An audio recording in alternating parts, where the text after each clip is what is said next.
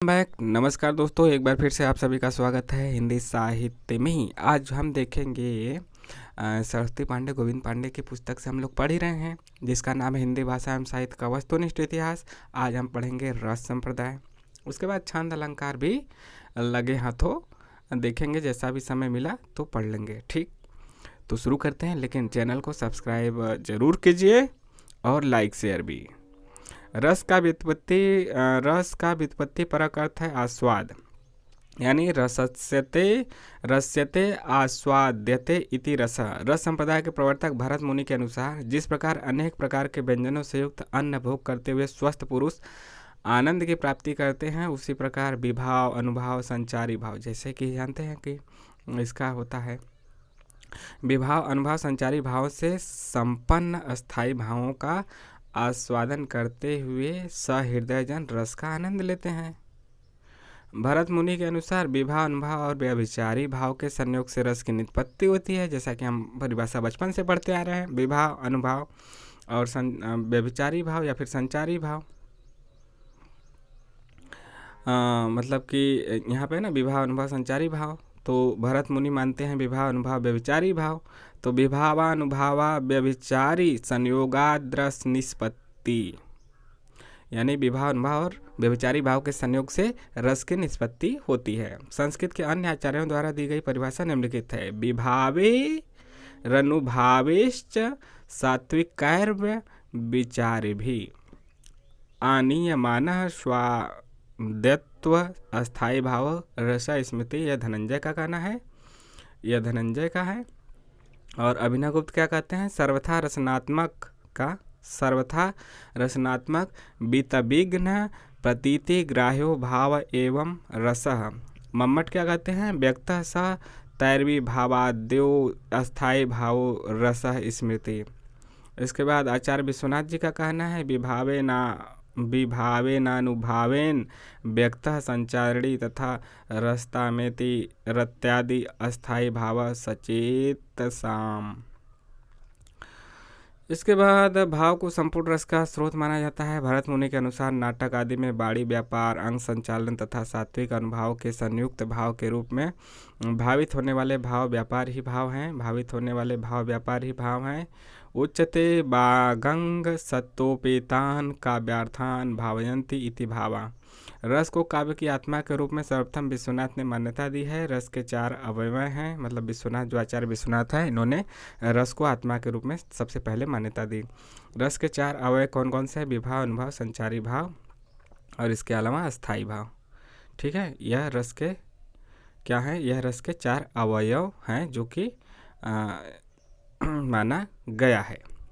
विभाव, अनुभव, संचारी भाव और अस्थायी भाव।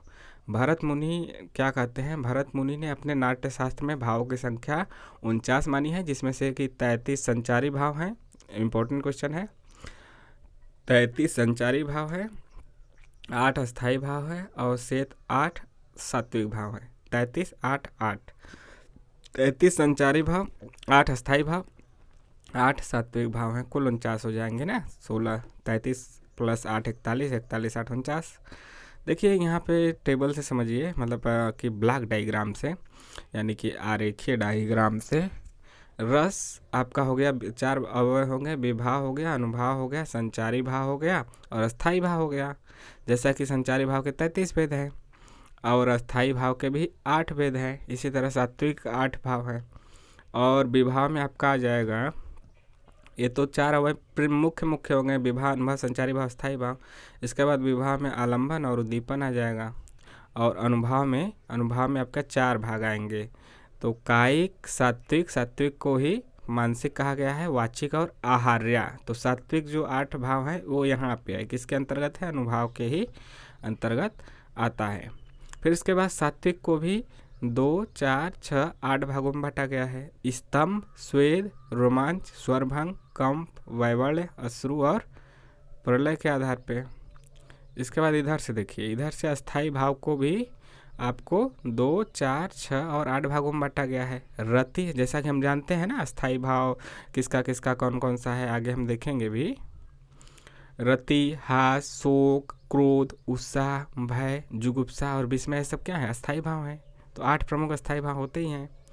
अब देखते हैं परिभाषा, अर्थ या परिभाषा। इधर रस के अवयव।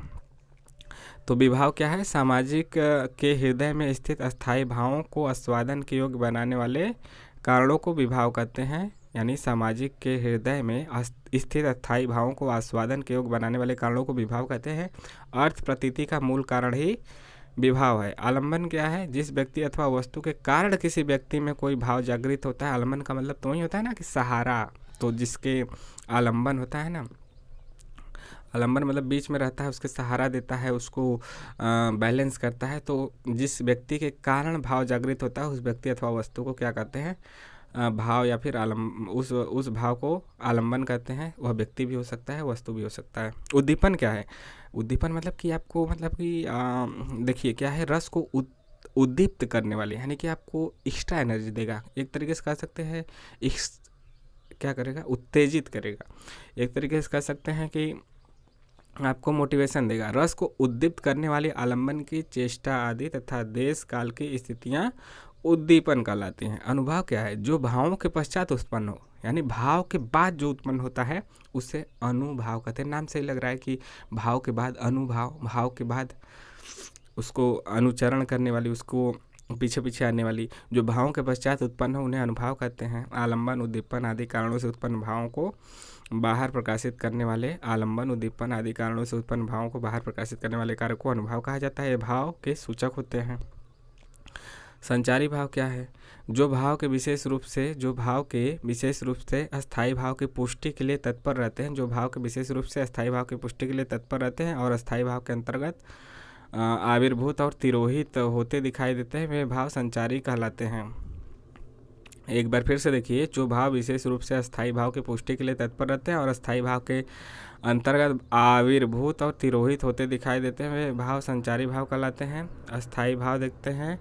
अस्थाई भाव ही तो है। नो अस्थाई भाव, ठीक, अस्थाई भाव की पुष्टि के लिए तत्पर रहते हैं और अस्थाई भाव के अंतर्गत आविर्भूत और तिरोहित होते दिखाई देते हैं, वे भाव संचारी हैं।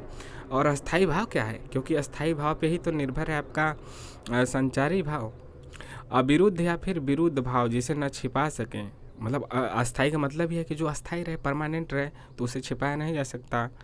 जैसे कि क्या होता है कि हम लोग घर में या कहीं अपने जहाँ रहते हैं वहाँ पे कैसे भी रहें, बाहर जाते हैं तो एक छिपा के जाते हैं, अपने अच्छी चीज़ों को सोचते हैं कि लोगों के सामने आए, बुरी चीज़ें ना आए।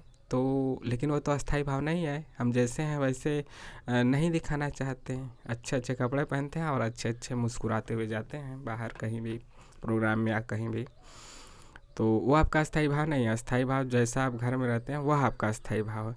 तो अविरुद्ध या फिर विरुद्ध भाव जिसे न छिपा सके वह आस्वाद का मूलभूत भाव ही अस्थाई भाव होता है। भरत मुनि ने 8 रसों का उल्लेख किया है। उनके बाद आने वाले आचार्य यानी परवर्ती आचार्यों ने इसकी संख्या में लगातार वृद्धि की है, जो कि निम्नलिखित है। भरत मुनि के अनुसार 8 भाव को देखते हैं। यहाँ पे देखिए, श्रृंगार रस और उसका अस्थाई भाव। रस जैसा ऊपर हमने देखा था प्रमुख रूप से 8, तो श्रृंगार रस का अस्थाई भाव रति, हास्य रस का हास, करुण रस का शोक, रौद्र रस का क्रोध, ठीक, वीर रस का उत्साह होगा, भयानक रस का भय होगा, बीभत्स रस का जुगुप्सा और अद्भुत रस का आपका होगा विस्मय। अद्भुत रस का विस्मय। इसके बाद ये आपका 1 2 3 4 5 6 7 8 प्रमुख हैं। उसके बाद उद्भट ने मतलब बाद के आचार्य ने इसमें जोड़ा, तो जैसे उद्भट के द्वारा शांत रस जोड़ा गया जिसका कि अस्थाई भाव निर्वेद होता है। विश्वनाथ ने जोड़ा वात्सल्य रस जिसका अस्थाई भाव वत्सलता होता है। रूप गोस्वामी ने भक्ति रस जोड़ा जिसका अस्थाई भाव ईश्वर विषय रखती होना चाहिए ना, ईश्वर विषय करती होता है या रखती होता है। रुद्रट ने प्रयाण जोड़ा और इसमें इसका अस्थाई भाव स्नेह है। इस समय में तो देखा जाए कि शांत रस, वत्सल रस ये भी प्रमुख रसों में आ गया है। हालांकि भक्ति रस और प्रयाण रस यह उतना नहीं सुर्खियों में रहता है, ठीक है। तो यह भी याद रखें, भक्ति रस ईश्वर विषय रखती और प्रयाण स्नेह है। इसमें ईश्वर है, इसमें स्नेह है। अभिनव गुप्त के अनुसार मूलतः रसों की संख्या कितनी है? अभिनव गुप्त के अनुसार मूलतः रसों की संख्या 9 है। संचारी भाव को भरत मुनि ने व्यभिचार भाव भी कहा है। अभिनवगुप्त के अनुसार मूलतः रसों की संख्या कितनी है? 9 है, 9 है। अभिनवगुप्त के अनुसार मूलतः रसों की संख्या 9 है। इंपॉर्टेंट है, संचारी भाव को भरत मुनि ने ही व्यभिचारी भाव कहा है। याद रखिए, संचारी भाव को ही व्यभिचारी भाव कहा गया है। जैसे कहता है ना विभाव, अनुभाव, संचारी भाव, तो वहीं संचारी भाव व्यभिचारी भाव एक ही है।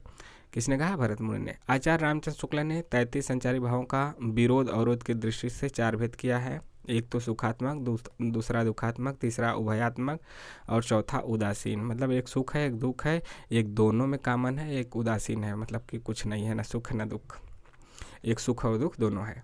तो सुखात्मक में क्या है? गर्व, औत्सुक्य, हर्ष, आशा, मद, संतोष, चपलता, मृदुलता और धैर्य, सब क्या है? सुखात्मक है। दुखात्मक में क्या है? लज्जा, असूया, अमर्ष, अवहिता, त्रास, विषाद, शंका, चिंता, नैराश्य, उग्रता, मोह, अलसता, उन्माद, असंतोष, ग्लानि, अपस्मार, मरण, व्याधि। उभयात्मक में क्या है? आवेग, स्मृति, विस्मृति, दैन्य, जड़ता, स्वप्न चित्त की चंचलता है। ये सब क्या है? दोनों में है। आवेग, स्मृति, विस्मृति, दैन्य, जड़ता, स्वप्न चित्त की चंचलता। उदासीन में क्या है? उदासीन में आपका वितर्क है, मति, श्रम, निद्रा, विबोध है। संस्कृत के भानुदत्त ने छल नामक नए संचारी भाव का उल्लेख किया है और हिंदी में देव ने। संस्कृत के आचार्य भानुदत्त ने छल नामक नए संचारी भाव का उल्लेख किया है और वही काम हिंदी में देव कवि ने किया है। भरत मुनि ने वाचिक, आंगिक और सात्विक इन तीनों को ही अनुभाव का भेद माना है। अनुभाव का भेद भरत मुनि ने क्या माना है? वाचिक, आंगिक और सात्विक। जैसा कि हमने देखा था ऊपर भी कि अनुभाव, सात्विक, ये सब कितने चार्ट से जो हमने देखा था ना, रेखा चित्र के माध्यम से। हिंदी के प्रमुख रसों का तथ्यात्मक विवरण निम्न है। हिंदी के प्रमुख रसों का इस प्रकार से देखते हैं जो प्रमुख रस माने गए हैं। जैसा कि हमने कहा 3, 6, 3, 9 है। शांत रस को भी आराम से, वात्सल्य रस इसमें नहीं दिया है, वात्सल्य रस को भी अब उतना मतलब कॉमन ही मान लिया गया है, लेकिन यहाँ पे शांत रस है, शांत रस को नॉर्मली मान लिया गया है। तो यहाँ पे देखते हैं श्रृंगार रस का स्थायी भाव रति है, हास्य रस का हास है, करुण रस का शोक है, वीर रस का उत्साह, रौद्र रस का क्रोध, भयानक का भय, अद्भुत रस का विस्मय, विभत्स का जुगुप्सा और शांत का निर्वेद है या फिर सम। इसके बाद इसका रंग और देवता भी बताया जाता है, मतलब देवता भी आपको, ये सब तो सबको पता होगा, सबका स्थायी भाव बचपन से ही पढ़ रहे हैं। श्रृंगार रस का रंग क्या है? श्याम वर्ण है और इसमें देवता कौन है? कामदेव, विष्णु, यही सब आएंगे, श्रृंगार करेंगे ये सब कामदेव, विष्णु। हास्य रस में श्वेत वर्ण आता है, हंसने में श्वेत वर्ण और श्रृंगार करने में श्याम यानी कि सांवला, काला रंग। और हास्य रस में श्वेत वर्ण है और इसमें शिव जी ये सब आते हैं। करुण और शोक है और इसमें कपोत वर्ण है, कबूतर वाला रंग, करुण कबूतर। और इसमें यम है, मतलब कि आप दुखी होंगे तो यम आएंगे तो दुखी ही होंगे। वीर रस में उत्साह है और इसका हेम वर्ण है और महेंद्र इसके देवता हैं। रौद्र रस क्रोध है, लाल वर्ण है, हम लोग क्रोध होते हैं तो लाल रंग हो ही जाता है, लाल लाल आँख कर लिया, लाल लाल आँख, और इसके देवता रुद्र है। भयानक रस भय है, कृष्ण वर्ण है, कृष्ण जब बहुत बड़े हो जाते हैं तो कितना भयानक लगते हैं। और काल, देवता काल तो होंगे ही भयानक के।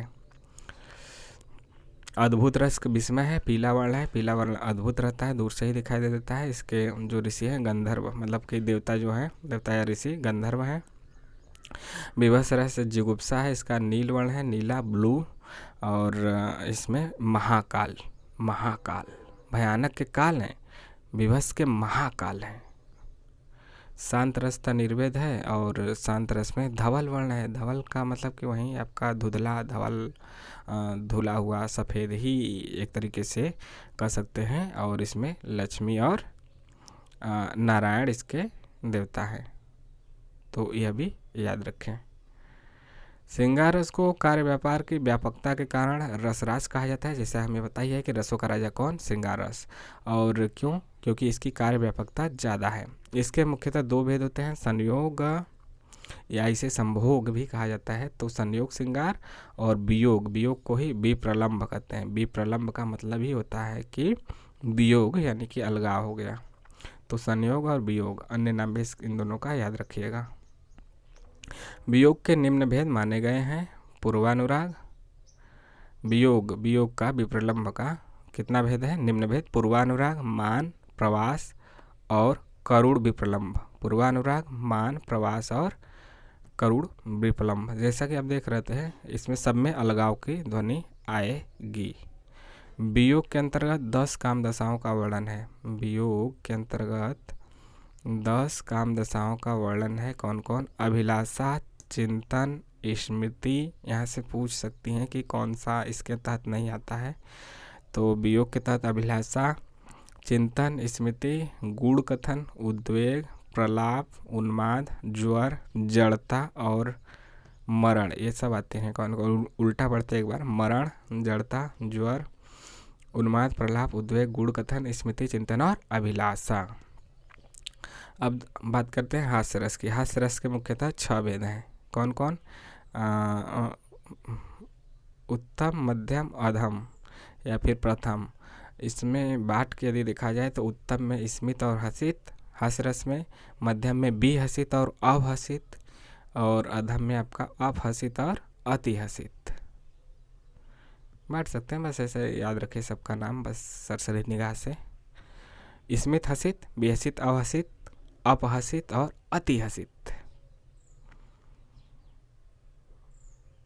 या फिर इसी को एक को पकड़िए, स्मित, विहसित और अपहसित, और हसित, अवहसित और फिर अति हसित। इस प्रकार से इसका ये रूप चल रहा है। स्मित, विहसित और अपहसित, हसित, अवहसित और अति हसित। उत्तम, मध्यम और अधम। वीर रस के आचार्यों ने 4 भेद किए हैं। वीर रस में दानवीर, दयावीर, युद्धवीर, धर्मवीर। वीर रस में वीर तो दान, एक दान जो देगा वह भी वीर है, दया जो करा वह भी वीर है, युद्ध वाला भी वीर है और धर्म वाला भी वीर है। तो दानवीर, दयावीर, युद्धवीर, धर्मवीर। निम्नलिखित आचार्यों ने निम्नलिखित रसों को मूल रस या प्रकृति रस स्वीकार किया है। मूल रस या फिर प्रकृति रस किसको किसको स्वीकार किया है? मूल रस भवभूति ने करुण रस को, इनका श्लोक या फिर कारिका या फिर सूत्र है, एको रस करुणा एव, यह भवभूति का मानना है। भोजरस ने भोजरस ने श्रृंगार रस को माना है। श्रृंगार में रसनाद रसमाम नामः। और नारायण पंडित ने आश्चर्य रस को मूल रस माना है। तत्चमत्कार सारत्वे सर्वत्राप्य भूतो रस। रूप गोस्वामी ने मधुर रस को और अभिनव गुप्त ने शांत रस को माना है। इसके बाद रस के वर्णन में निष्पत्ति शब्द का प्रथम प्रयोग भरत मुनि के रस सूत्र में मिलता है। जैसा कि आप यहाँ पे देख सकते हैं, रस के वर्णन में निष्पत्ति शब्द का प्रथम प्रयोग कहाँ पे मिलता है? भरत मुनि के रस सूत्र में मिलता है। जैसा विभाव, अनुभाव, व्यभिचारी, संयोगा, द्रस निष्पत्ति। भरत मुनि के परवर्ती आचार्यों में यह किसका है? यह पंक्ति जरूर याद रखिए, दे सकता है कि किसका है। भरत मुनि का काफ़ी फेमस है। भरत मुनि के परवर्ती आचार्यों में रस सूत्र में आए संयोग और निष्पत्ति को लेकर विवाद रहा है। इन आचार्यों के सैद्धांतिक और दार्शनिक आधार निम्न है। कौन कौन? भट्टलोलक का सिद्धांत है उत्पत्तिवाद या फिर आरोपवाद। यहाँ से क्वेश्चन आते हैं कि कौन किसका वाद है या फिर किसका सिद्धांत क्या है, वाद कौन सा है और इनका दर्शन क्या है। वाद और दर्शन अलग अलग है।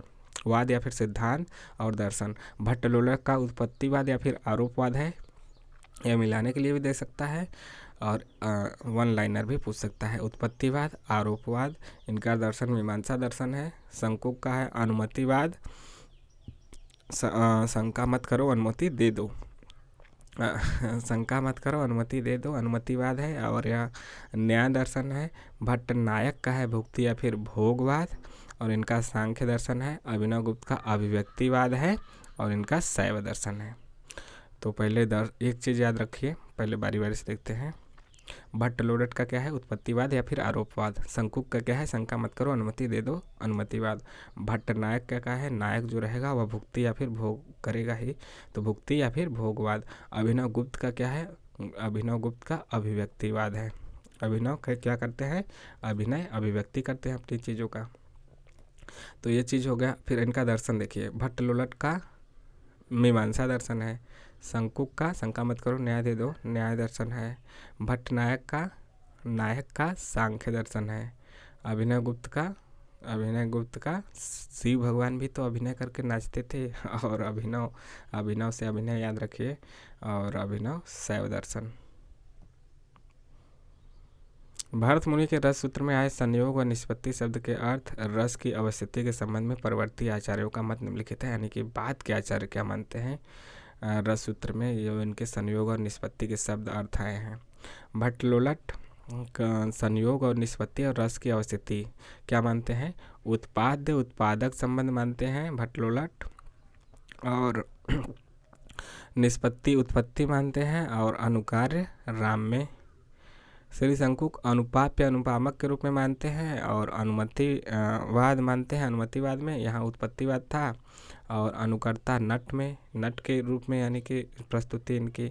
भट्टनायक भोज्य भोजक के रूप में भुक्तिवाद, और प्रेक्षक या फिर दर्शक के रूप में। अभिनव गुप्त व्यंग और व्यंजक, यहाँ पे संयोग और निष्पत्ति को व्यंग व्यंजक मांगते हैं, इनका वाद अभिव्यक्तिवाद है, अभिव्यक्तिवाद है। शंकुक का तो अनुमति है ही, जानते ही हैं, और उत्पत्ति है ही, तो इसमें सब कुछ तो वही है, बस यहाँ पे बदला है ये सब, और यहाँ पे ये सब बदला है।